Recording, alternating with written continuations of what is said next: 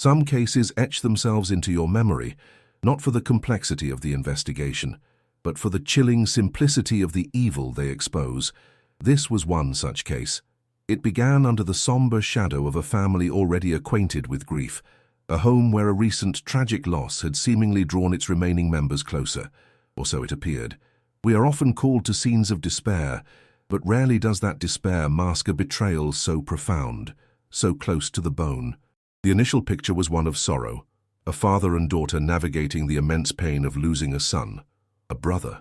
Little did we know as we first stepped into that quiet, grieving household that the true horror was not in the past, but unfolding in the present, concealed by the very bonds meant to offer solace.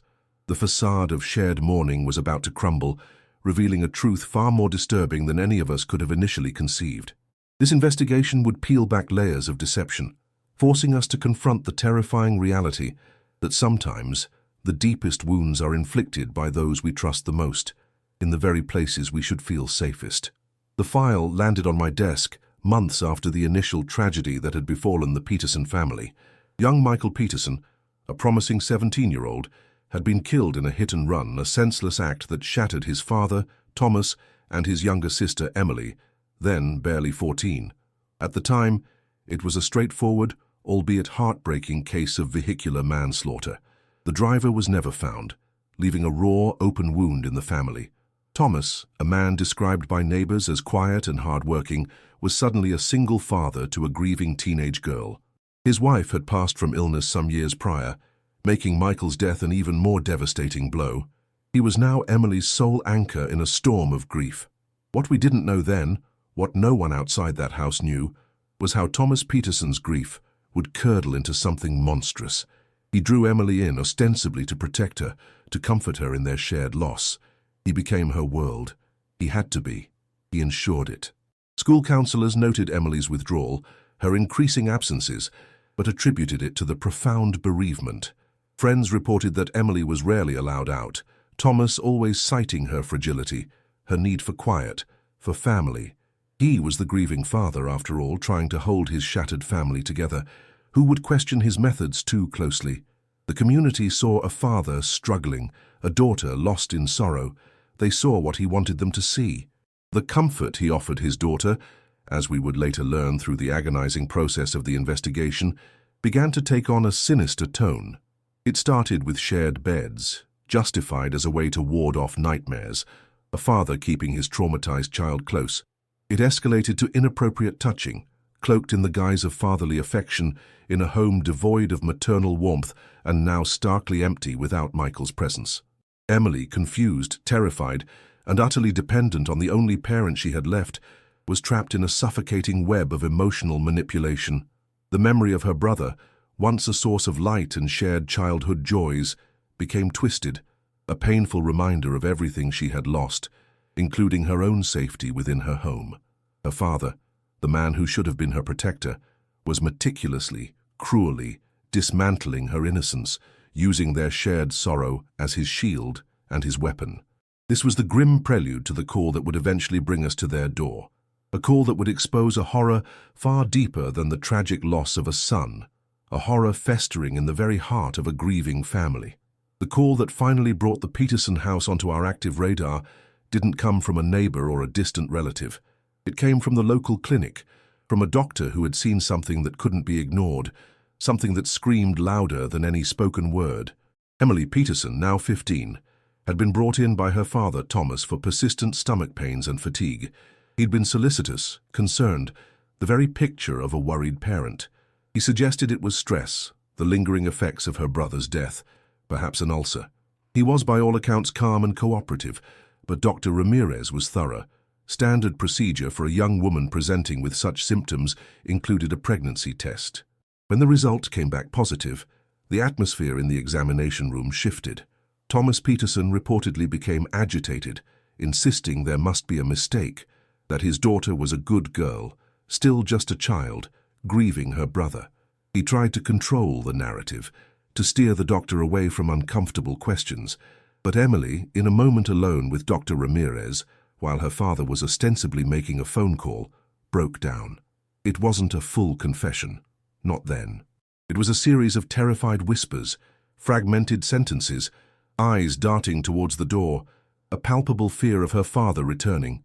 She didn't explicitly name him as her abuser in that initial choked exchange, but she spoke of being scared, of being trapped, of things happening at home that she couldn't stop, and she confirmed the pregnancy was not a result of any consensual teenage relationship. She was isolated, she said. There was no one else. Dr. Ramirez, a mandated reporter, did exactly what she was supposed to do. She contacted Child Protective Services immediately, and they, in turn, contacted us. The initial report was flagged as urgent: suspected child abuse, sexual assault, and a teenage pregnancy under highly suspicious circumstances.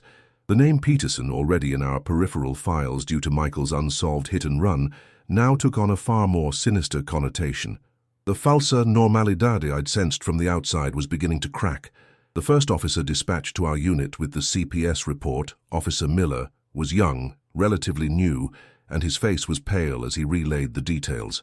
He said, "Delegado, this one feels wrong on a whole different level." He was right. We were no longer just looking at a grieving family. We were potentially looking at a victim and her captor, living under the same roof, bound by a terrible secret. The investigation had to proceed with extreme caution.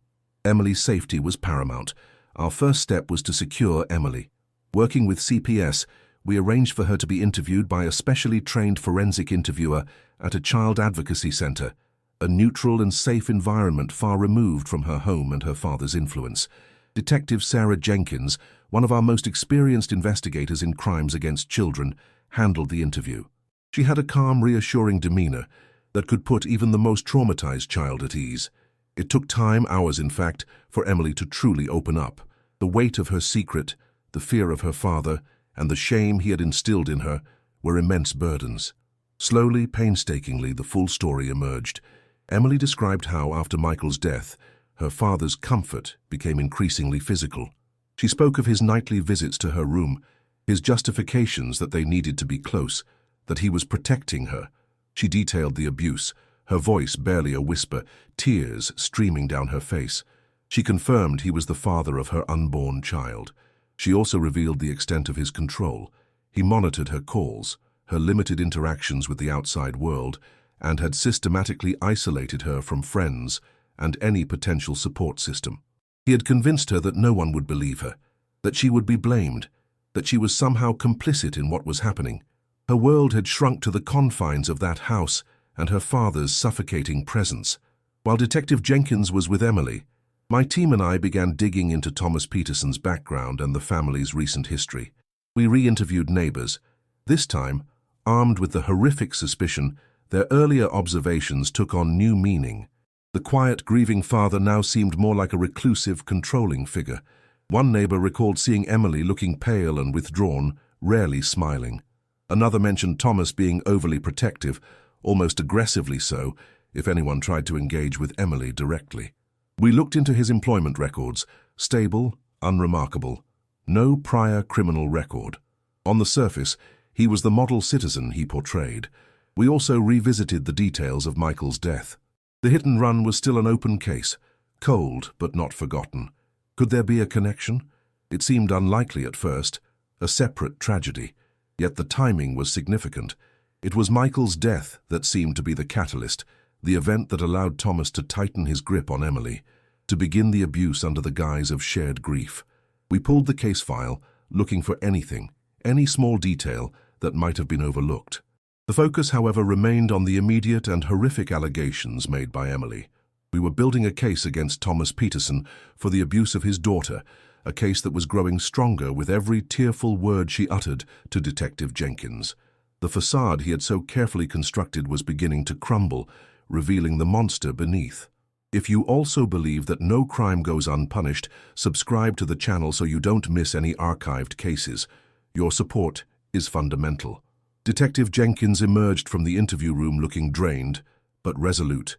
She carried with her the official recorded testimony of Emily Peterson, a harrowing account that laid bare the full extent of Thomas Peterson's depravity. Emily had recounted, in excruciating detail, years of escalating abuse.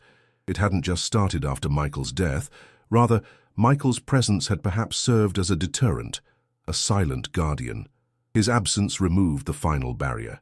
She described how her father manipulated her with stories of their shared grief, how he twisted her love for her deceased brother, using it to justify his actions. He told her this was their way of staying connected, a grotesque distortion of family bonds. Emily spoke of the isolation, the constant fear, the threats, not always overt, but implied. Threats that if she told anyone she would be taken away, that their family, already broken, would be completely destroyed, and it would be her fault. He had systematically eroded her self-worth, convincing her that she was somehow responsible for his desires, that she was the one who was different, troubled. She recounted specific instances, dates, locations within the house, her bedroom, his bedroom, even the living room when they were supposedly watching television. Each detail was a fresh stab, painting a picture of a young life stolen, of innocence methodically and cruelly extinguished. The pregnancy, she explained, had terrified her, but also in a strange way had become a catalyst for her faint hope of escape. When her father took her to the clinic, a part of her prayed that someone would see, someone would understand. Dr. Ramirez had been that person. Emily's testimony also revealed that her father had become increasingly paranoid since she started showing signs of pregnancy, his control tightening even further. He'd coached her on what to say if anyone asked, concocting stories about a fictitious boyfriend, a narrative she was too scared to deviate from until she was safely away from him. The forensic interview was crucial. It was conducted in a way that would stand up in court, minimizing the trauma of her having to repeat the details multiple times. Emily's courage in speaking out, despite years of conditioning and fear, was remarkable. Her testimony was the cornerstone of our case. It was raw, deeply disturbing, and utterly believable. We now had a clear victim statement, a detailed account of sustained abuse. The false normalidad was not just cracked, it was shattered. The image of the grieving father was replaced by that of a calculating predator. The question that lingered as we prepared the warrant for Thomas Peterson's arrest and a search of the home was how a man could fall to such depths, betraying the most sacred trust a child places in a parent.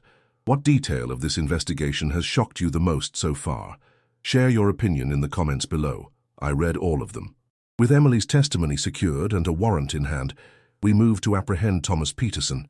We found him at his workplace, a local hardware store where he was known as a quiet, diligent employee. The arrest was made discreetly to avoid a scene, but the look of surprise on his face was quickly replaced by a carefully constructed mask of bewildered indignation.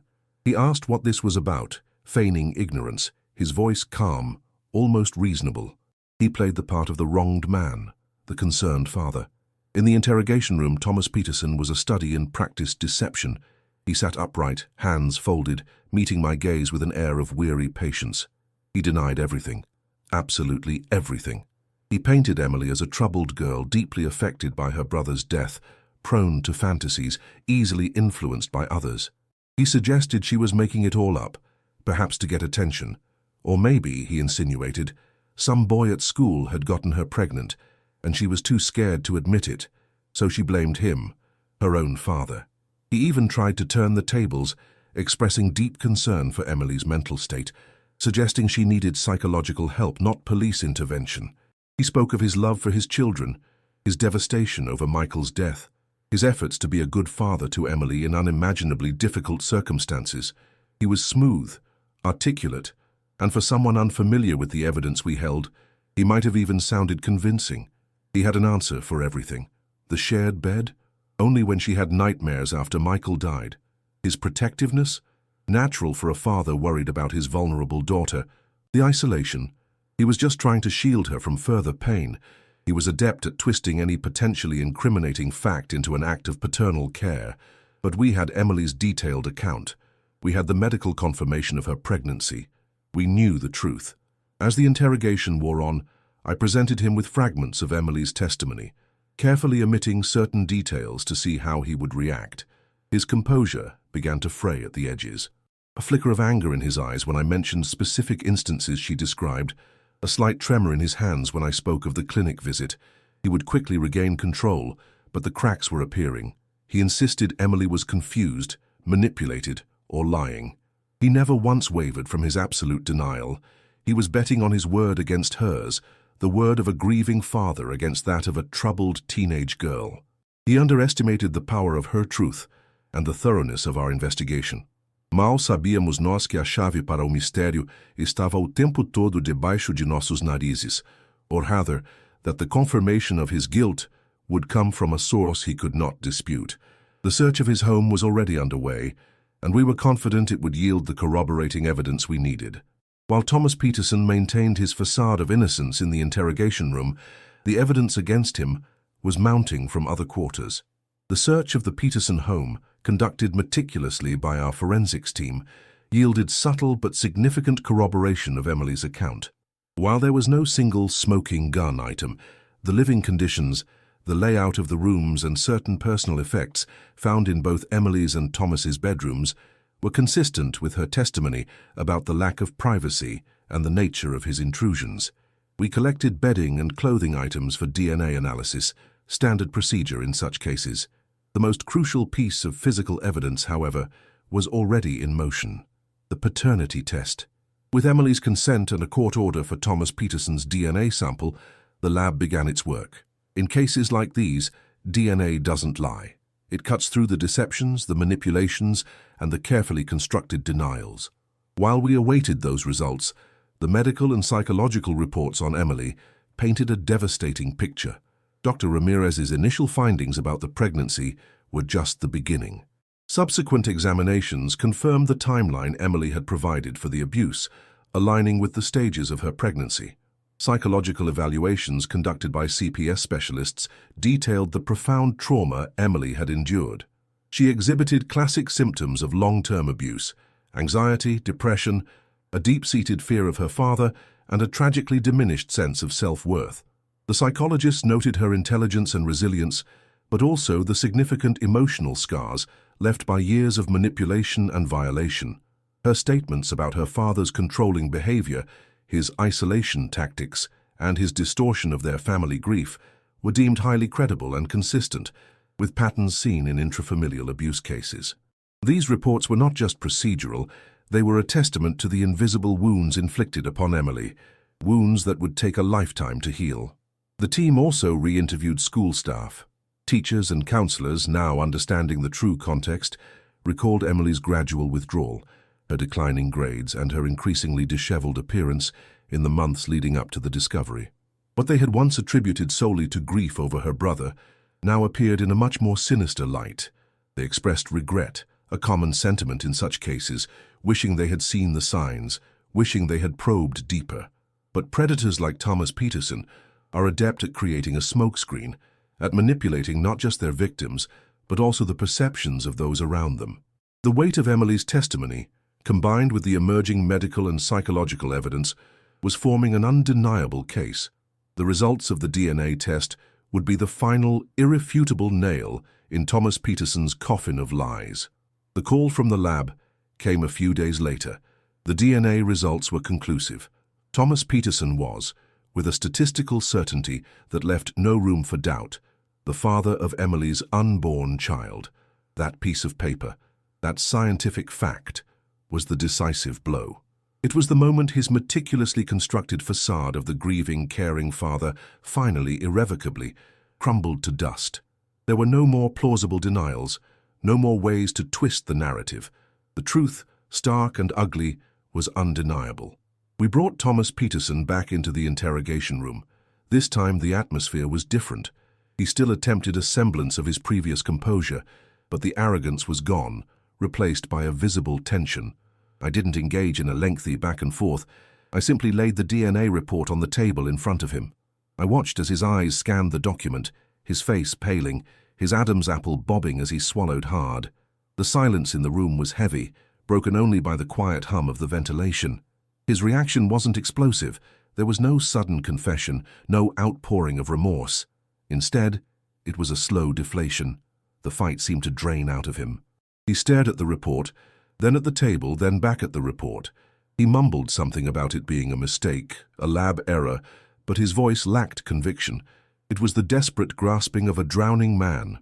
I reminded him of Emily's detailed testimony, the consistency of her account, the supporting evidence from the school, the clinic, the psychological evaluations. I told him that the science now unequivocally backed her truth. Slowly, reluctantly, his story began to change. Not a full admission of guilt, not yet, but he started to concede certain misunderstandings, certain inappropriate moments, still trying to minimize his culpability, to frame it as something less monstrous than it was. He spoke of loneliness after his wife's death, the unbearable grief after Michael's. He tried to paint himself as a man broken by tragedy, who had sought comfort in the wrong way, who had blurred lines he shouldn't have. It was a pathetic attempt to elicit sympathy, to mitigate the horror of his actions. But there was no sympathy to be had. His words were hollow, self-serving. The predator, stripped of his disguise, was trying to rebrand himself as a victim of circumstance. It was a performance we had seen before in different rooms, with different monsters. The mask was gone, and what lay beneath was a chilling portrait of calculated abuse and profound betrayal. Did you already suspect the true culprit? Tell me in the comments at what point your suspicions were confirmed. With the irrefutable DNA evidence and Emily's powerful testimony, the District Attorney's Office moved forward with a strong case against Thomas Peterson. He was charged with multiple counts, including aggravated incest, continuous sexual abuse of a child, and child endangerment. Given the overwhelming evidence, his defense attorney eventually advised him to take a plea deal rather than face a jury trial where Emily would have to testify, reliving her trauma on the stand. Peterson, likely seeing the inevitability of a conviction and a lengthy sentence, agreed.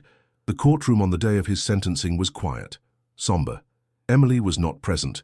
Her victim impact statement was read by a representative from the DA's office. It was a powerful, heartbreaking testament to the pain and betrayal she had suffered, but also to her burgeoning strength and her hope for a future free from her abuser. She spoke of her brother Michael and how her father had desecrated his memory by using their shared grief as a tool for his horrific crimes. She spoke of the child she was carrying, a child conceived in violence, yet a child she was determined to protect and love, to give the safe and nurturing upbringing she herself had been denied. Thomas Peterson stood before the judge, a shadow of the man who had so confidently denied his crimes. He offered a brief, mumbled apology, devoid of any genuine remorse, still attempting to cast himself in a somewhat sympathetic light. The judge, however, was not swayed. He spoke of the profound breach of trust, the heinous nature of the crimes committed by a father against his own child, the one person who should have been her ultimate protector. The sentence was significant: decades in prison, ensuring he would likely never be a free man again. It was the justice Emily deserved, the justice the community needed to see. For us, the investigators, there was a sense of grim satisfaction. Another predator was off the streets, but there was no celebration. Cases like these, involving the abuse of children by those closest to them, leave a lasting scar on everyone involved. It's a stark reminder of the darkness that can exist behind closed doors, hidden by facades of normalcy. The justice system had worked in this instance. The truth had been brought to light, and a measure of accountability had been served. But the real work, Emily's healing, was just beginning. She had shown incredible courage, and with the support of CPS and dedicated therapists, she was embarking on the long road to rebuilding her life, a life that had been so cruelly derailed. Looking back on the Peterson case, it's one that continues to resonate deeply, long after the files were closed and justice in its legal sense was served. It wasn't a case of intricate criminal masterminding or elusive fugitives. Its horror lay in its devastating simplicity, in the profound violation of the most fundamental human trust, that between a parent and child. Thomas Peterson didn't just break the law, he shattered his daughter's world, using the sacred cloak of fatherhood to commit unspeakable acts. He exploited her grief, her vulnerability, her dependence, twisting what should have been a sanctuary of love and protection into a private hell. The investigation itself, while methodical, was emotionally taxing for the entire team. Detective Jenkins, in particular, carried the weight of Emily's disclosures. We all did, in our own ways. We see a lot of darkness in this line of work, but the corruption of innocence by a parent inflicts a unique kind of wound on the conscience. It forces you to confront the chilling reality that the monsters aren't always strangers lurking in the shadows. Sometimes they are the people who tuck their children into bed at night. They wear familiar faces, speak in familiar voices, and hide their malevolence behind a carefully constructed veneer of normalcy.